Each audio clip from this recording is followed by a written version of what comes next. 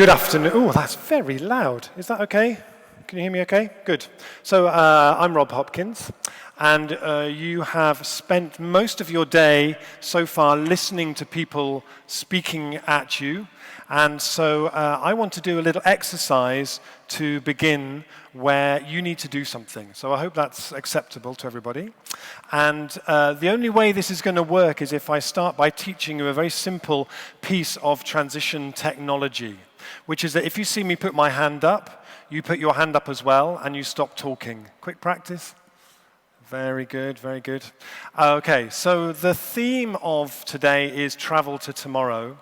And we've kind of talked about that in different ways, but I'm actually hoping to start this talk with the first mass act of time travel to ever take place in Bruges. I think this is a historic occasion. And I have brought with me from the UK this my time machine here, which actually took a lot of effort to get through Eurostar, but it was okay in the end. And the way that I would like to start this would be if you could get into a pair, ideally with somebody that you didn't know before you came here. It might mean you need to get up and move around, but if you could make a pair with somebody you didn't know when you came, please.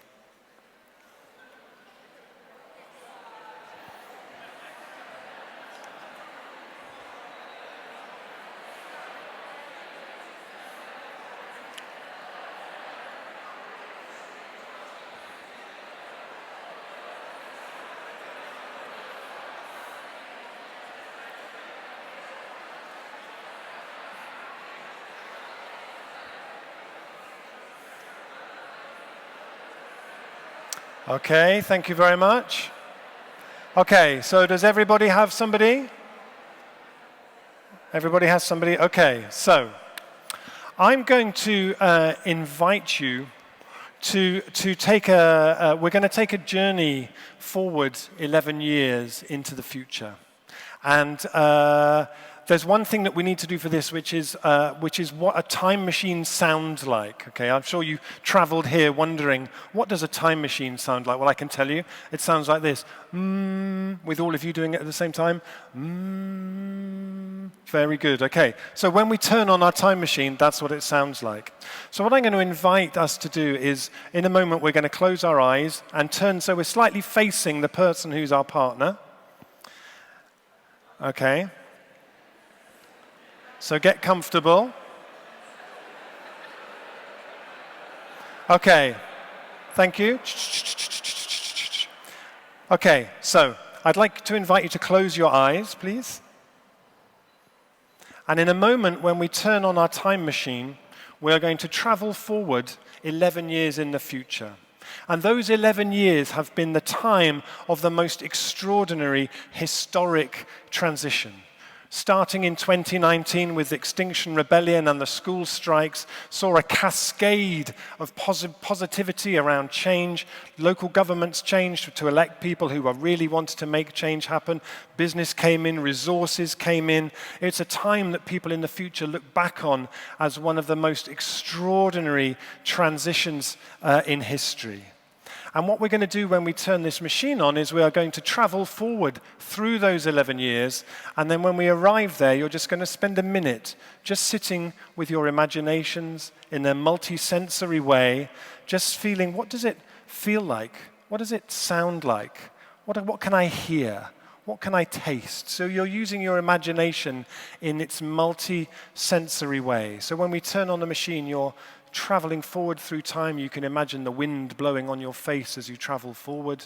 And then when we arrive, we'll just sit for about a minute and just observe, and then I'll give you another instruction. Okay? So let's turn on our time machine.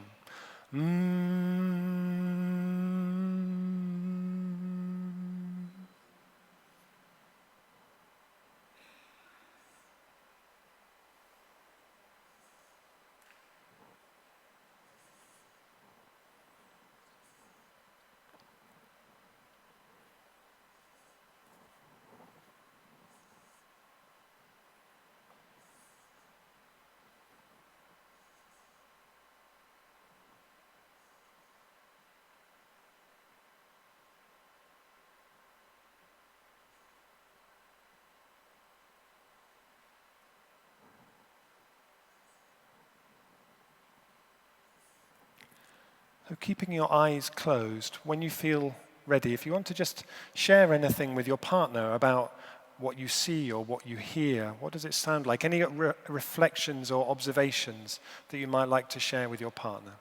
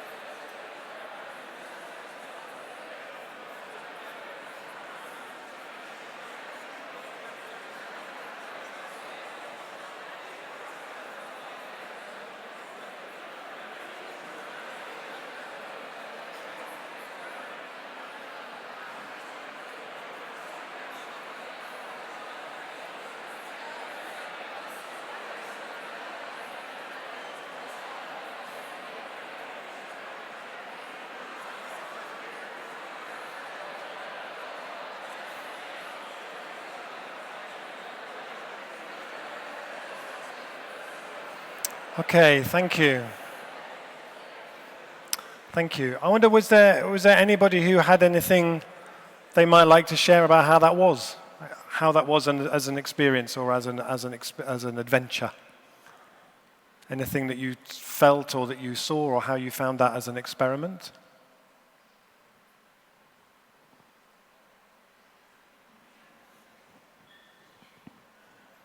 I've done this with lots of groups of people, and I did this once with a group of people who were climate activists in France, and a woman said to me, I just realized I've spent the last 20 years of my life campaigning on climate change, and I've never paused to actually dream about what the kind of world I'm trying to create is. So I've spent the last 2 years researching and writing a book about imagination because it feels a really important part of this. And I want to just start with the quote that opens that book by Susan Griffin. She said, "One might say that human societies have two boundaries. One boundary is drawn by the requirement of the natural world, and the other by the collective imagination." So I want to use this time that I have with you to kind of go deeper into this idea of why the imagination matters. And I want to start by sharing with you my favorite place near where I live, which is called Dartmoor. And this is where I often go with my children for a walk in the woods. And when I go walking here, this always feels to me like the model for the new economy, as previous speakers have talked about.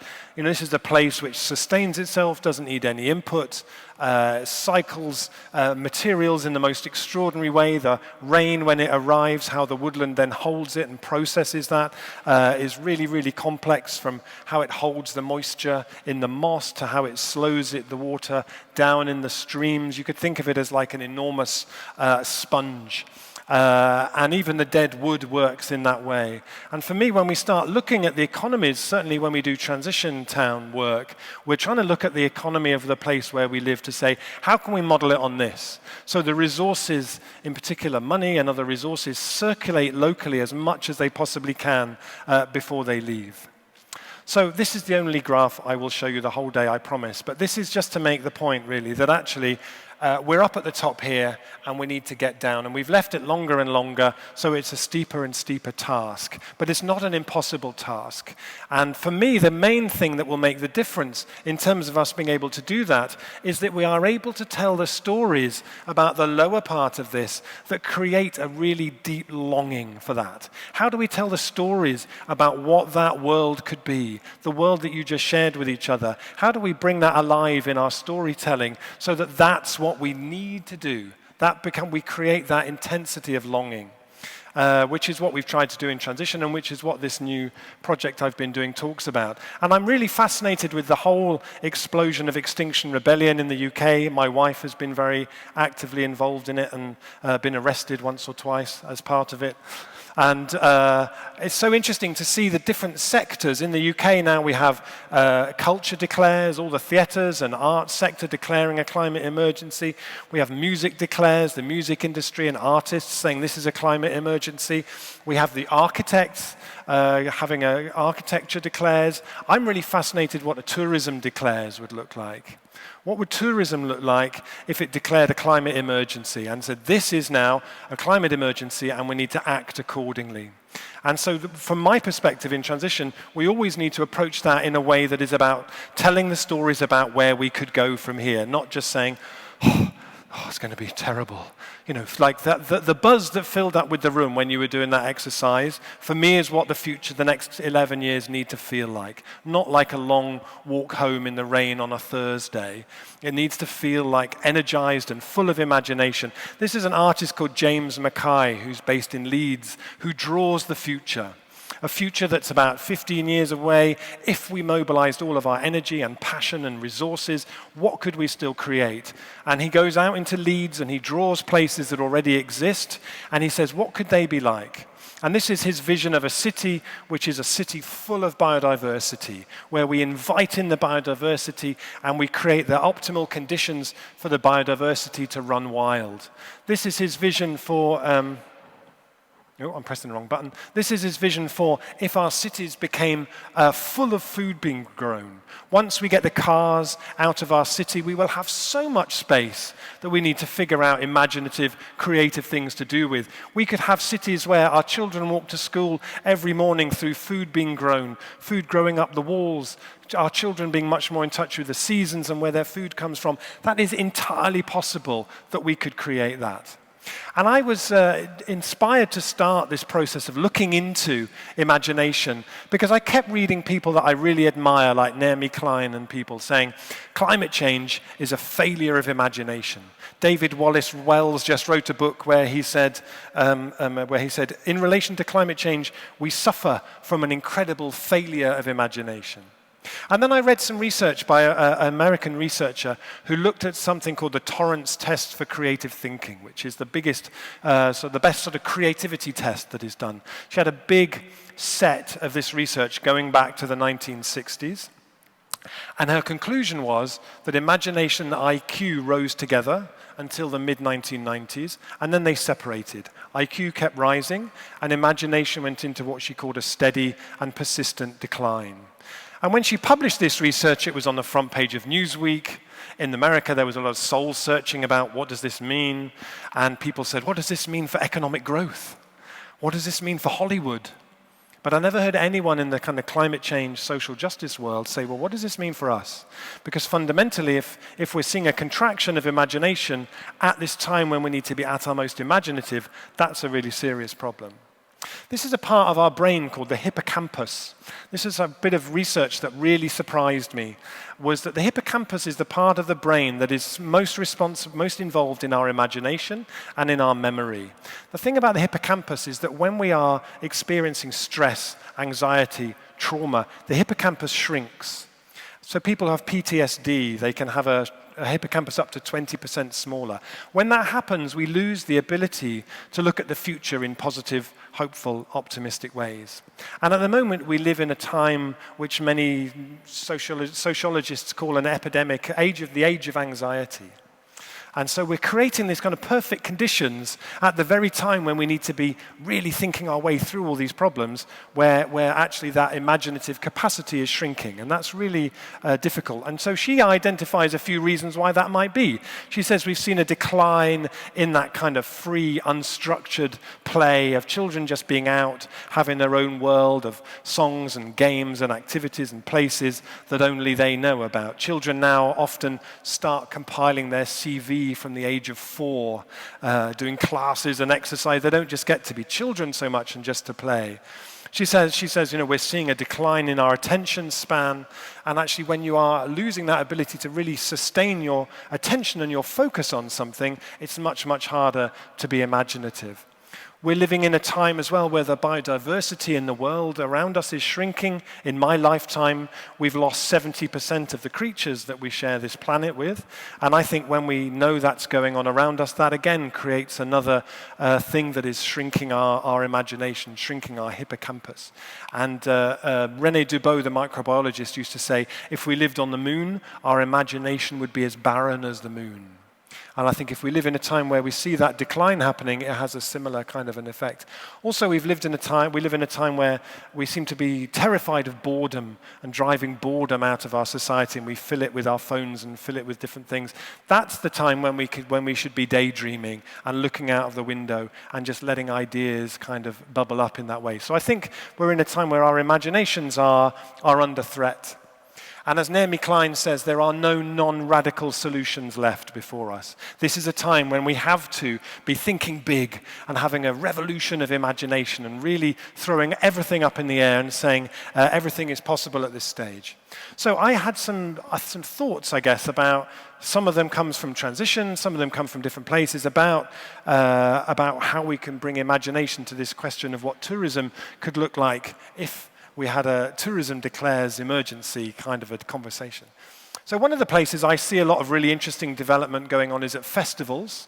There's a festival that I went to this summer where a couple of years ago they decided to remove all plastic, all bottled water in plastic bottles, have a whole system where you bring your own bottle or you buy a bottle and they fill the bottle and it's free and you don't see any plastic bottles there. It was a change they made one year. This year they brought in a thing where they said there's no milk. Basically, all the teas are nut milks and oat milks, and so people get to kind of experiment during that period of living a different lifestyle just for a weekend. And it feels to me like there's a huge capacity for people to come as tourists to kind of test drive a new way of living. And people seem to be really ready for that. So it feels to me like the two most important words for the next 10 years are what if. And I want to tell you a couple of what-if stories that have come from transition groups. So the transition movement started 13 years ago in my town. You can now find it in 50 countries around the world, thousands of places where community groups are becoming their own, are just getting on with it, not waiting for permission. And this is in Tooting in London, where transition town Tooting have nowhere that is like a public square or a village green. But there is one place it could be, which is a bus turning circle, normally full of buses, waiting to be invited to go to different places. So they did a day where they took over that bus turning circle, and they said, what if this was our space? What if this was our shared green space? And so for the day, they filled it with music and food and coffee and laughter. They put grass down on the ground. That's me with my feet on the grass in London, the green, green grass of Tooting. And what I noticed during that day of being there was how the conversation went from, if this was our green, to, when this is our green, there was a shift in permission that happened among those people. It was amazing. People started to say, this wall here of this clothes shop, normally they never would even look at it. And people said, when this is our green, what will we paint on that wall? What story about ourselves and our dreams and our culture will we paint on that wall? And it started with that what-if question. This is in Liège, in Belgium, where 5 years ago, Liège en Transition started a project called Ceinture Alimentaire, which started with a what-if question. What if, in a generation's time, the majority of food eaten in Liège came from the land closest to Liège? Beautiful, really simple, but really imagination expanding. And they invited together chefs and farmers and baristas and anyone who cared about food. And then I didn't hear anything for 4 years. And then I went back last March, and in that time, they had created 21 new cooperatives. They'd raised 5 million euros from local people. They started 2 farms, 2 vineyards, a brewery, which I had to go and visit. You know, we all have to make sacrifices for our movements. They started this shop called Les Petits Producteurs, which is a shop that sells produce from local farmers. And in the first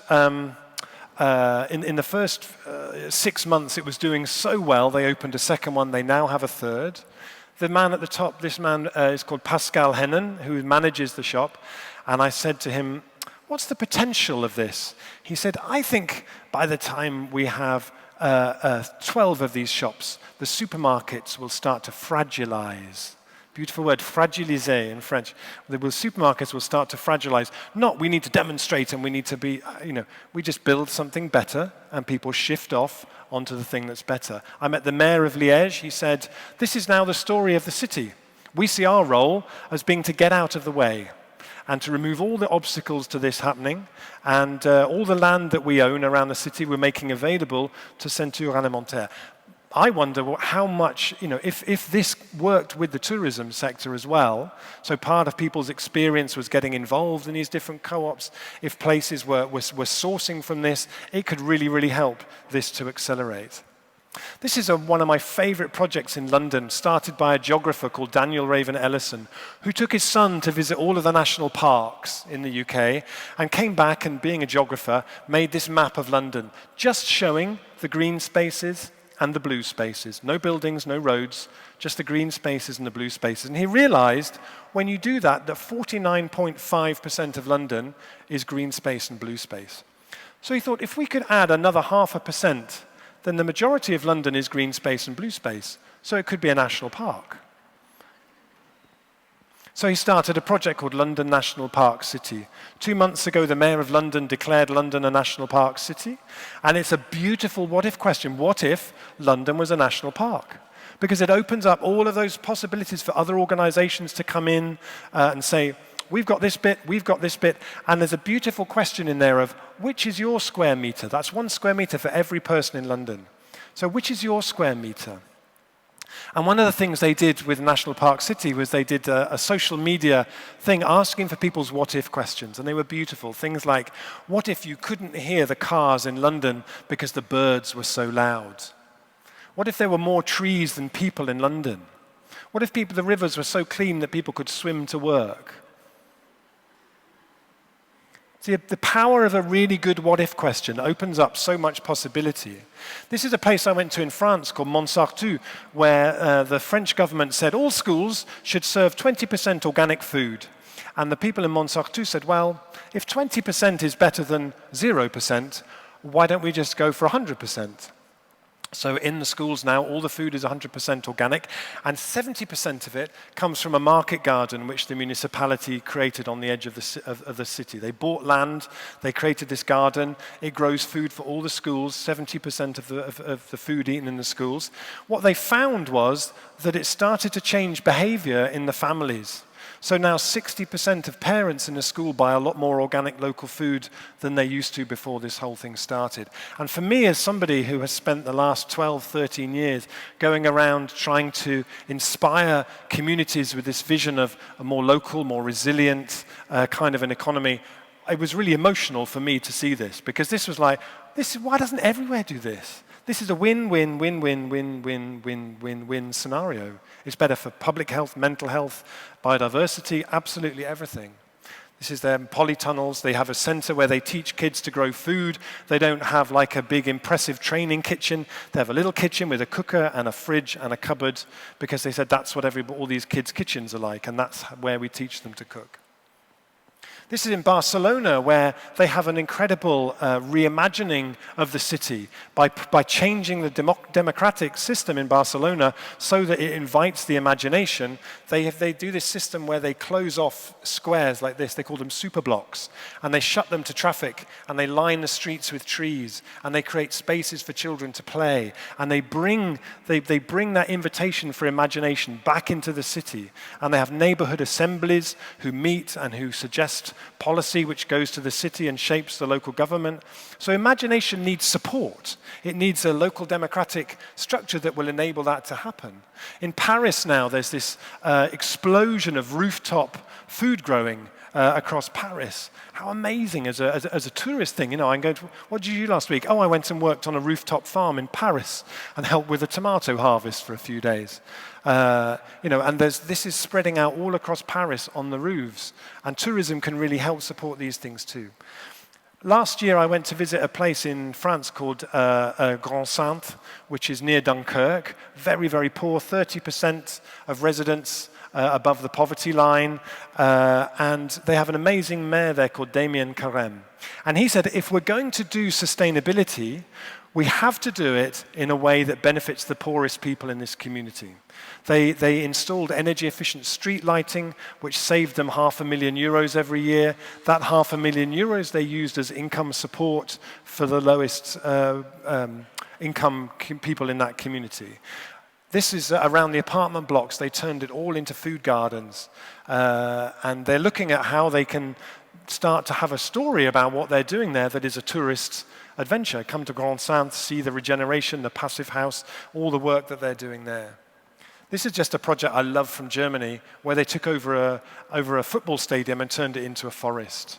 You know, for me, one of the things that the imagination needs is if people come to Bruges, for example, as tourists, how can we have big, bold, imaginative interventions that shift people's sense of what's possible? How do we create, if you like, kind of pop-up tomorrows where people can experience this sort of future that we're talking about? How do they get to visit what's already happening here in the city as a joined-up narrative about what a more resilient future would actually look like?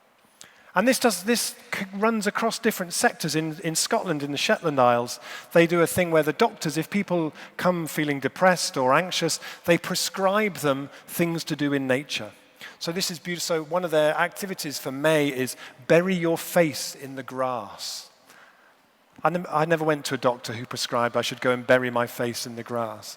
You know, but there's something about, if we're going to do this, it's going to require us stepping out of the silos that we're in and building really interesting relationships. So tourism should be working with the medical profession, should be working with the schools, bringing all of these different things and exploring those edges where they meet. This is a transition group in South Africa, in a place called Greyton, a lot of poverty there, and a young guy came there who went to the town dump.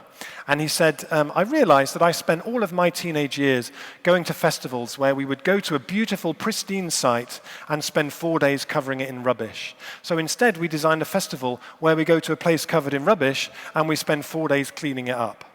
And it's called the Trash to Treasure Festival, and they get all the plastic bottles and they pack them full of waste plastic. They call it an eco-brick, and then they're using it to build an education center, so it's turning from a dump into a school. And I love this idea that we could just take places in the cities where we're working and doing tourism and just transform them overnight. Give people a sense of things that are unexpected. This guy in the middle is called Jason Roberts in Houston in Texas. He goes to places that are really unloved places like this, and then overnight with his team who make stuff off-site, they turn up overnight and they transform it into something like that. And I love the idea that actually part of people's experience of coming to somewhere like this is that they see things just popping up and going again, and things that provoke different ways of thinking about what the future could be and about what's possible. This is the city of Preston in the north of England, who are currently undergoing a phenomenal economic reimagining, based on the idea of how do we look at the economy of this city as being like the forest I talked about early on. How do we ensure that as much money that comes into Preston stays in Preston and circulates in Preston? They look at hospitals and schools and universities as being what they call anchor institutions. So they are committed to spending as much of the money as they can into the local economy. And the potential with tourism having hotels and different organizations as part of this process too. So they're all buying local produce, they're all buying locally generated electricity, they're investing in energy co-ops that are buying local energy. You know, we need to look at all of this stuff about how we drive the economy in a different way like they're doing there, I think. In Mexico City, the mayor of Mexico has a ministry of imagination. This woman here is called Gabriela Gomez Montt. She runs it. She said to me, imagination is not a luxury. For her, imagination is something that should run through everything that the government of that city is doing. And I would say that it should be the same here. In Bologna, the municipality in Bologna have what they call a civic imagination office, which sits between the municipality and the people. It does a lot of things like transition groups do, but it works with them and creates pacts with them to make sure that those projects happen. Everywhere should have a civic imagination office. And transition, if it's anything, is about how do we create tastes of the imagination now? How do we bring the future we could still create into now, whether it's small things just like making a garden on the street or starting a seed bank, or whether it's a much bigger project like a community energy company. So I'd like to leave you with this, which is come out of the research I've been doing as what I think are the 4 ingredients for creating, for boosting the collective imagination. The first thing is, imagination needs space. All of us will know in our own life that the times when we are at our most imaginative are not the time when we're completely stressed out and have a really important deadline and we haven't slept very well. The imagination needs space. And so as a city, as a tourist organization, we need to be helping people to create space. And actually, when people come on holiday, it's often the time when they have the space. So maybe they're more open to these ideas and to having their imagination expanded. It needs place. It needs places where people can go, where what-if questions are asked, places where their imagination is stimulated and valued. It needs practices, things that we do together which invite the imagination and which allow us to step into what the future could be like, to test drive that, to experiencing it. And then the last thing it needs is pacts, as in pacts where once a community has come up with ideas and has done a lot of imagining, sorry, that's my phone ringing in my pocket. How very embarrassing and enormously unprofessional. So it needs pacts where once the community has done that imagining and once that imagining has happened, then the local government or whoever will work with them and say, how do we make that a reality? We'll provide this if you provide that. And together, I think those are the things that can really help us to make the world as imaginative as it can possibly be. So I'm just going to finish with this, which is the Transition Crystal Palace in London, who are amazing, started a food market. And that food market was based on the idea of regenerating that place with a new market. It won all the awards for best market in London. And when I went there and I said to them, why do you do this? Why have you created this market? They said, because we want our children to grow up thinking that this is normal. And so for me, my challenge would be, how is people's experience of coming to Bruges or coming to anywhere in the whole region mean that actually they go home thinking that the things that we need to do over the next 11 years are completely normal? And how does tourism enable the infrastructure to be built so that it becomes completely normal for everybody else? So I have a book that I've written that's coming out in October, and I have some postcards for that if anybody would like one of those. And I thank you very much for your attention. Thank you.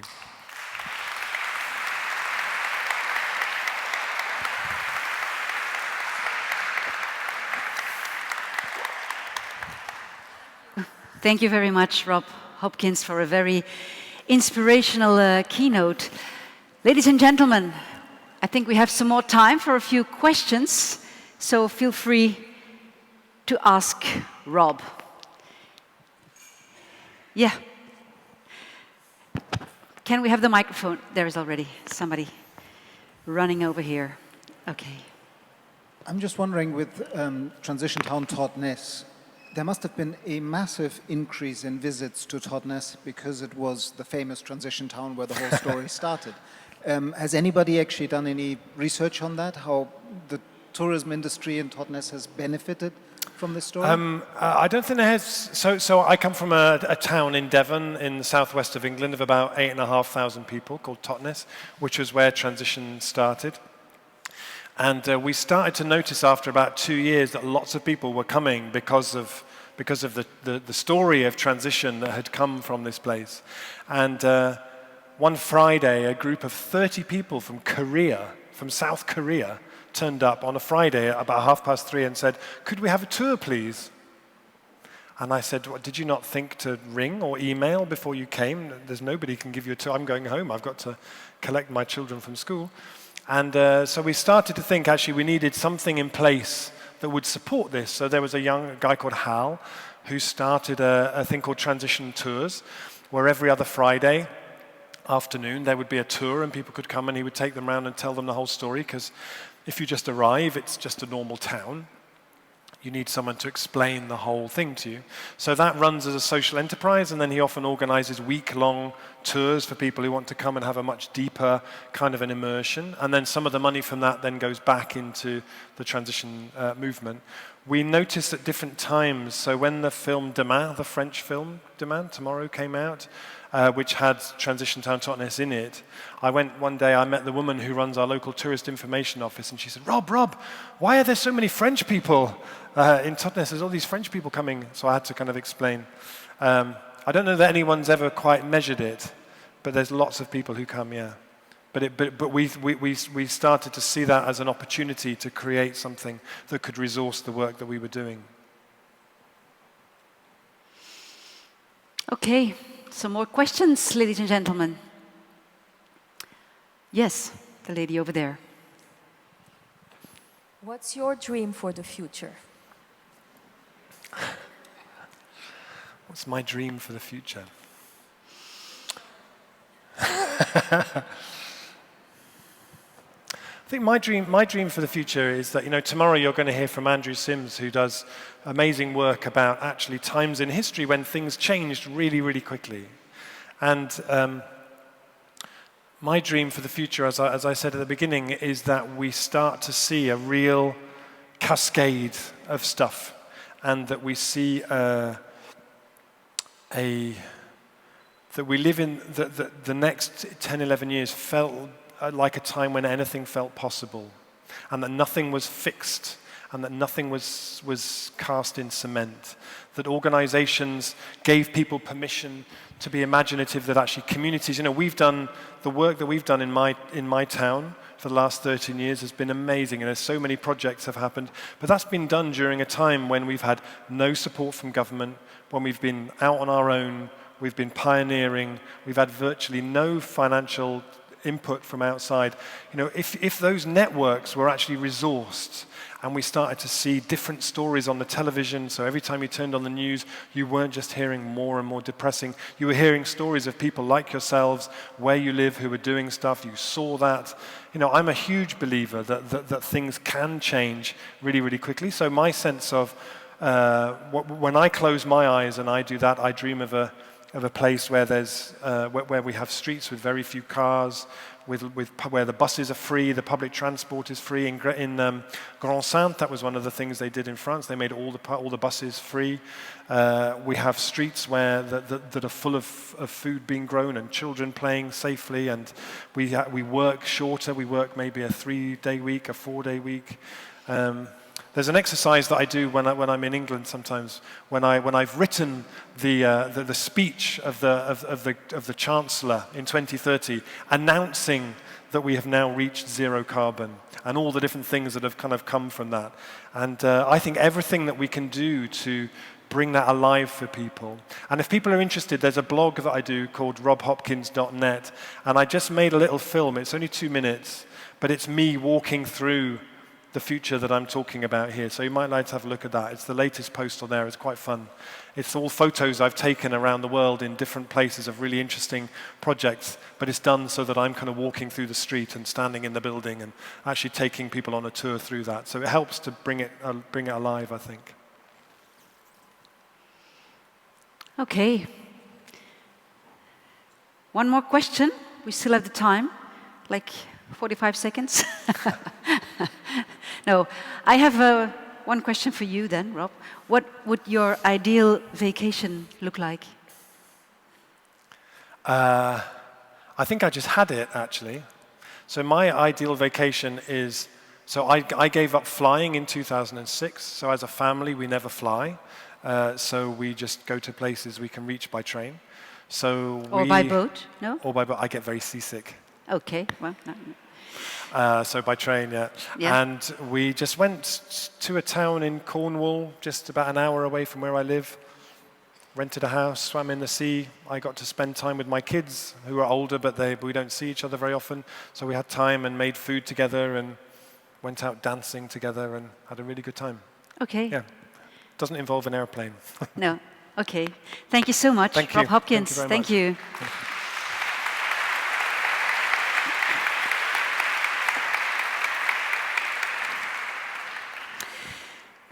Ladies and gentlemen, since we haven't discovered too many post-its on the trees, we don't know what you really think, what you really feel, what your questions really are. So it's quite impossible to try to make a resume of that because we didn't have the information. So, but I think that Anna Pollock has a plan. Anna, please do come to the stage.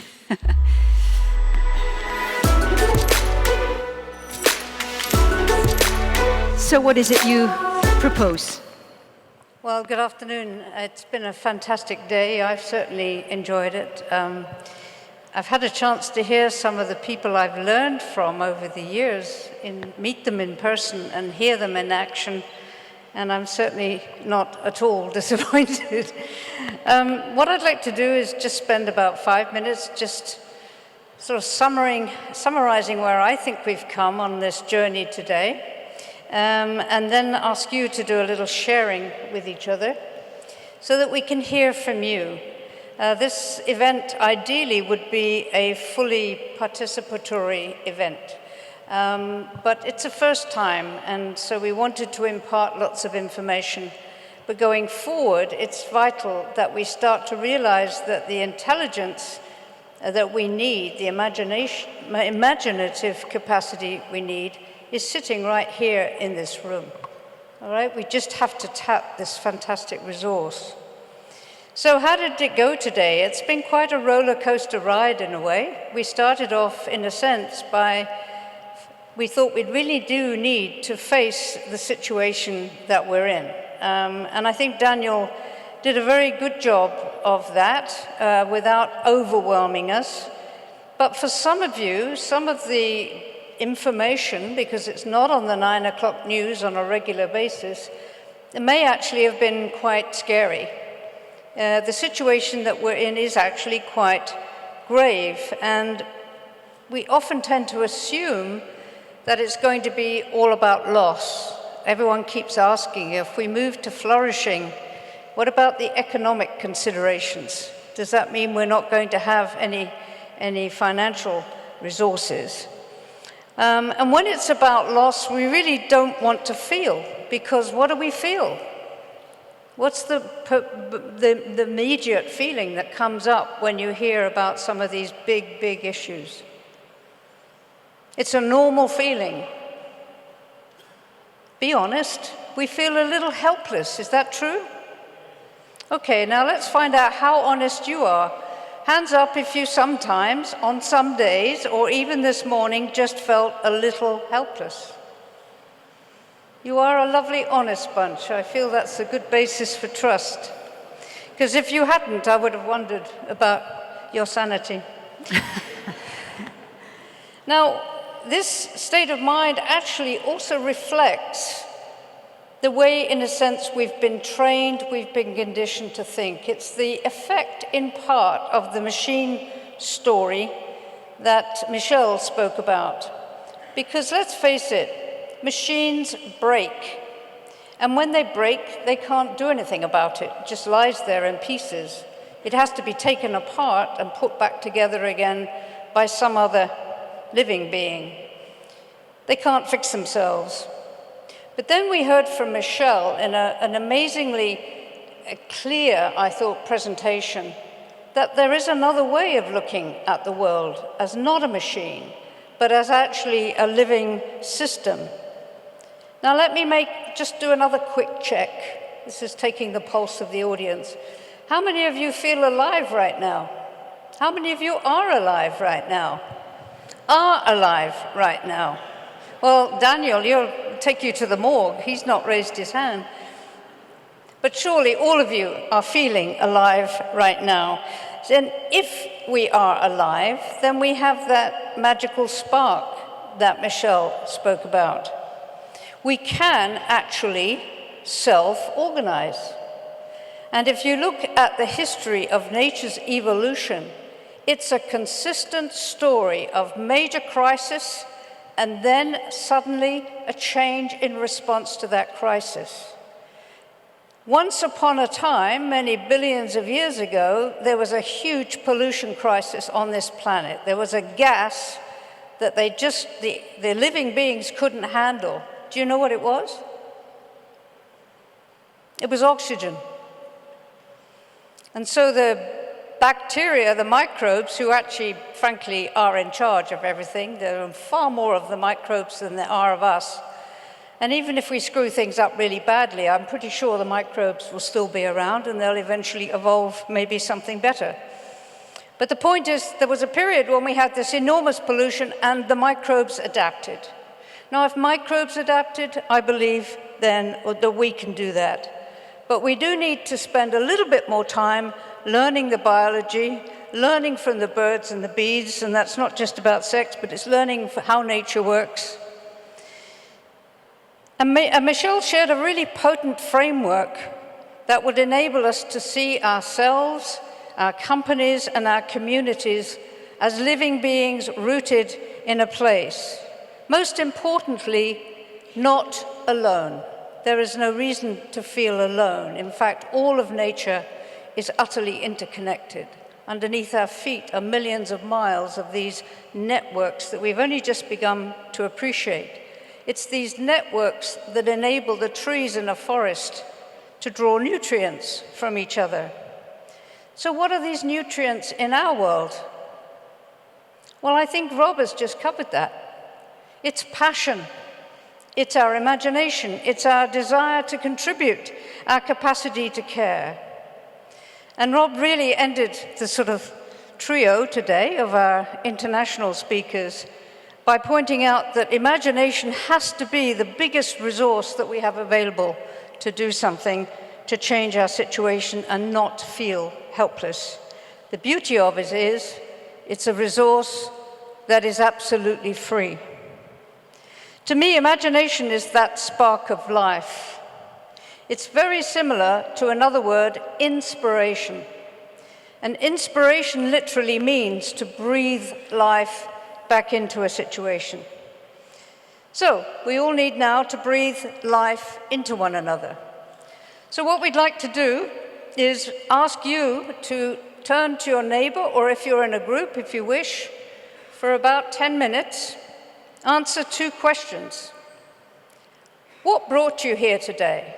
Why did you think it was worth spending 2 days of your life coming into church and listening to a bunch of people talk about the future of tourism, especially if you thought it was hopeless? But what brought you here?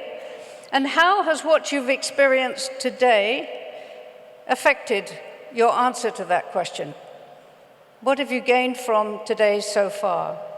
So let's give ourselves 10 minutes, and then I'm going to ask a few brave people to share what you heard, what you said, whichever way you like to play it, just so we can get some sense of how this is affecting you and what you're getting out of it, okay? It's either that or you write lots of Post-its tomorrow. Okay, so if we can take 10 minutes? 10 minutes, absolutely. Can you No help problem. me keep time, please, Andrea? Somebody will do that for us. Oh, it's they will, right there. they will put it over there. 10 Okay, minutes. so Okay, find a go ahead. partner. Thank you. Voila. This is clever.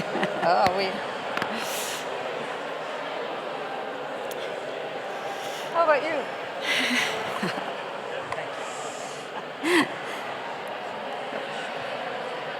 Seriously, what's your impression of what do you feel? Has it impacted you, or have you been busy? I've heard some very interesting things, of course. I think that in this stage of the process, traveling to tomorrow, I think a lot of people maybe are indeed a bit like flabbergasted, and they need to adjust to the idea that they have to change. And maybe sometimes I think it's maybe too soon for ideas, but of course you have to start with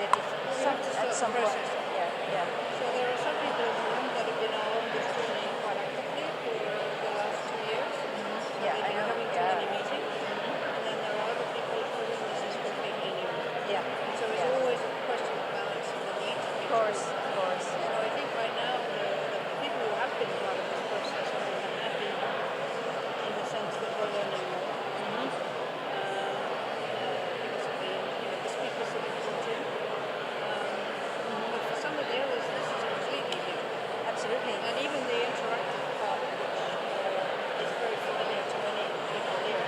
Yeah. To some people it's also completely new. They're used to just being told.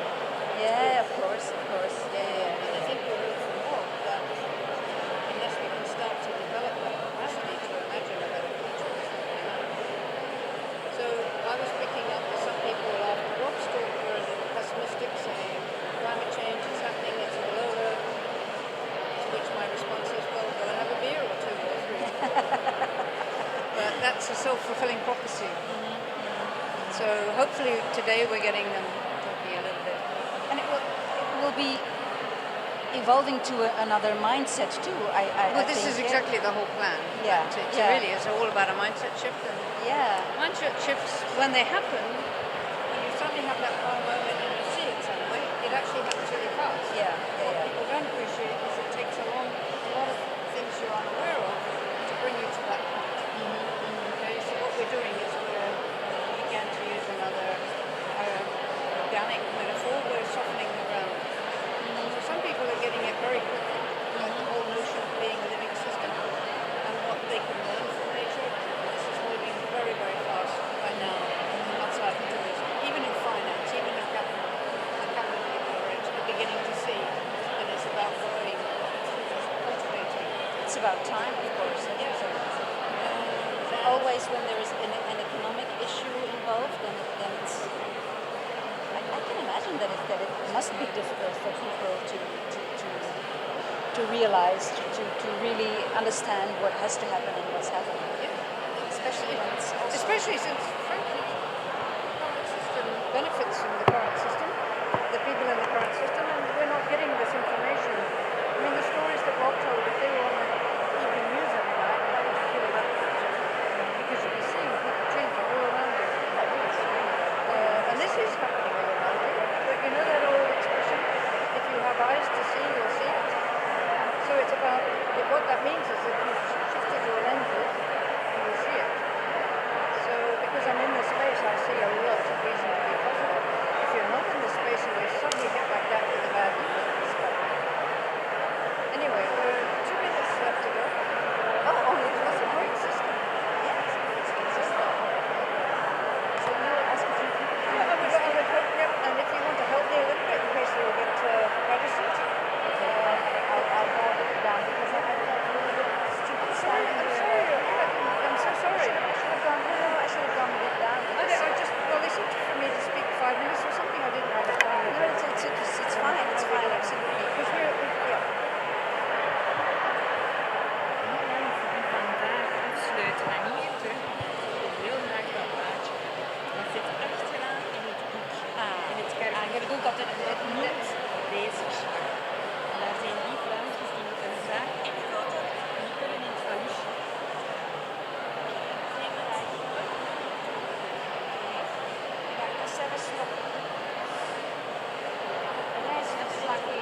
Eigenlijk dingen had dat anders genoemd, het leave behind kaartje, maar dat is eigenlijk het reisverslag. En het zit Wacht, hè. achteraan in de prayer book. Dan ga ik dat hier in het begin zeggen. For those that are closing today, we want to have their IDs yes. in the luggage. Oké. Ik denk dat het 10 minuten gepasseerd zijn. Dan gaan we er. Ça va.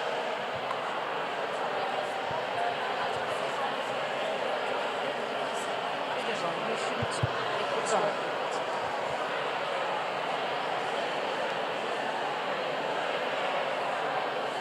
After a few people talk, maybe also not too long, I'm going to ask one more question to Michelle, and then I can. That's finished, and then down. closing. Yeah, we're in time. We're not taking more than 5 minutes. It's okay. Okay, if I raise my hand, I wonder what happens.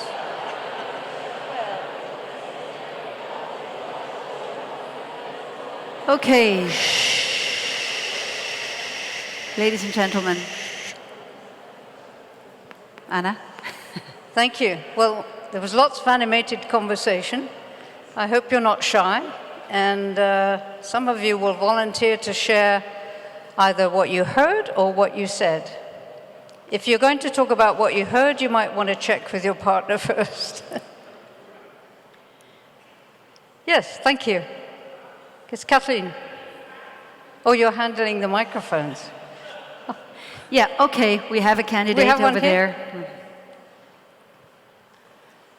To go very short, Anna, we both share the feeling that if there is one sector in our society that could be on the edge, on the front of making quick changes and massive changes, it would be tourism. Yeah. Wow, I agree with that. That's fantastic. Do we all agree with that? Yes. Great. Okay. Somebody else who wishes to speak up? Please. Don't be shy. Okay. Good afternoon, everybody. I would like to share my thoughts, which I was sharing with my partner here. I desperately wanted to come to this conference. I'm working with the Netherlands Board of Tourism, so the neighbors from the north. And we were really, together with my colleague, intrigued what was happening with Tourism Flanders. And we wanted to learn a lot. Well, the good news is, when we came, we were a bit, intrigued what's going to happen. But after a whole day, first of all, we learned a lot. But secondly, we are very positive once again because of all the speakers and all the possibilities and the different ways of looking at problems or, the serious business about all the things we heard. So we feel very positive about it. And I agree with you. Our industry could be at the front line and should be on the front to change. Thank you.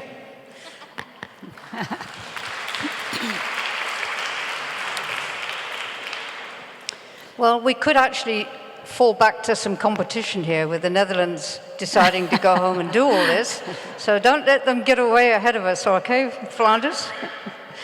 But thank you very much for the contribution. Please, some voices from this side. There's somebody else who wishes to speak. And there's someone there, Yeah, I'm so sorry. Yeah, we wanted to make a critical reflection on that part.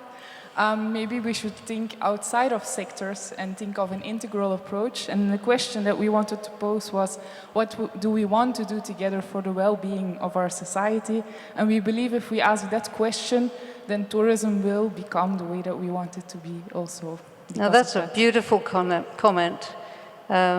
Did everyone hear it okay? In other words, we're asking the right question, how do we serve society as a whole? And tourism can play a role in that. It's that, what do I do to serve my country rather than what can my country do for me? I believe that's when we grow up as an industry. We grow out of that adolescent into pure adulthood. And often that involves a bit of a rite of passage, and I actually think that's what nature is providing with us right now. Thank you. In the interest of time, I'm going to hand over to Michelle. It's unusual. We'll let the man have the last word this afternoon. Ja. Nee. Ik heb het laatste woord straks. Het is natuurlijk wel omdat Anna gevraagd had dat ik nog iets bemoedigends zou zeggen. En ik denk inderdaad, als we daar straks zeggen van hulpeloos zijn, dat uit de eerste reacties en dat niet leeft wellicht. Hè. We zitten met veel vragen, we zitten met veel uitdagingen. Maar ik hoor toch ook overdag en in de inleidingen de woorden creativiteit, imagination, verbeelding, fierheid, trots, in andere boxen gaan denken, de zaken aanpakken. Ik vind dat eigenlijk bemoedigend om die eerste dag af te sluiten. We zijn wellicht allemaal een beetje overdonderd, we zijn wat moe, we hebben hard gewerkt. Dus ik ga het daar ook bij laten, dat wij een goede nacht ingaan, er nog eens lekker over dromen en morgen nog met een betere positieve ingesteldheid hier weer aanwezig zijn. Dank u wel. Oké. Dank u.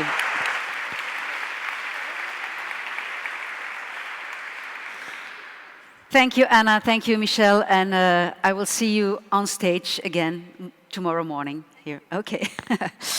En u, dames en heren, wil ik ook allemaal van harte bedanken voor uw aanwezigheid, voor uw aandacht, voor uw enthousiasme en voor uw constructieve en waardevolle medewerking.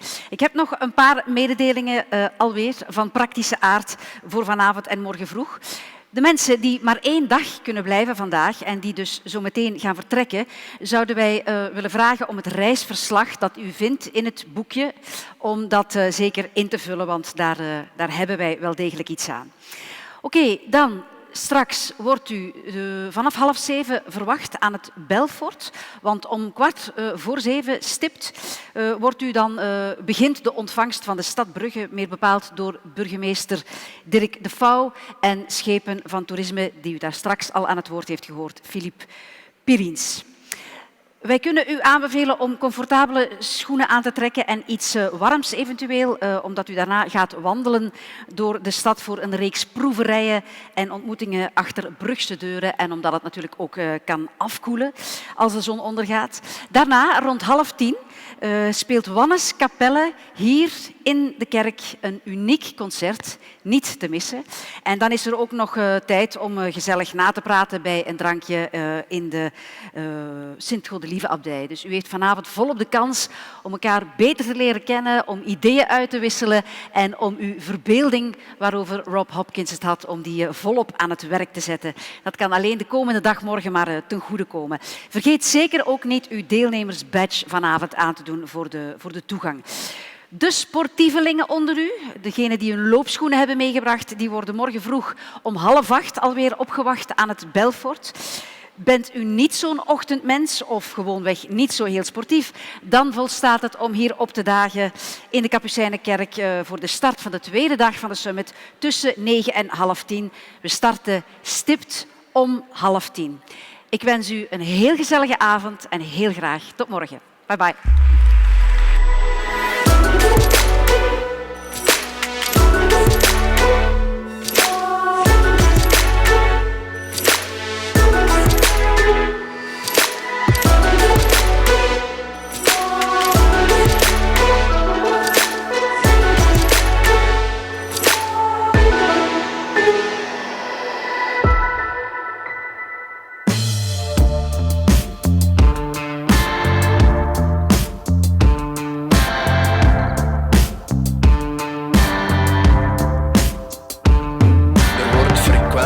Gefiest, dan dat er wordt gerouwd.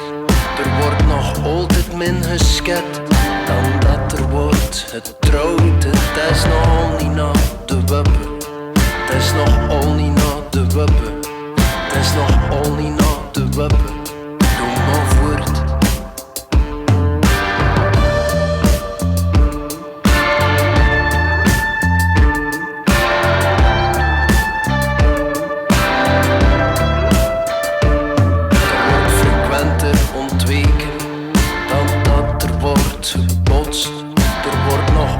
Meer gedronken dan dat er wordt gekotst. Het is nog al niet na de wippen, het is nog al niet na de wippen, het is nog al niet na de wippen. Doe maar voort. Het is al wat hij aan het doen was, gelijk wat hij aan het doen was. Doe maar voort. Het is al wat hij aan het doen was, wat hij aan het doen wordt, doe maar voort.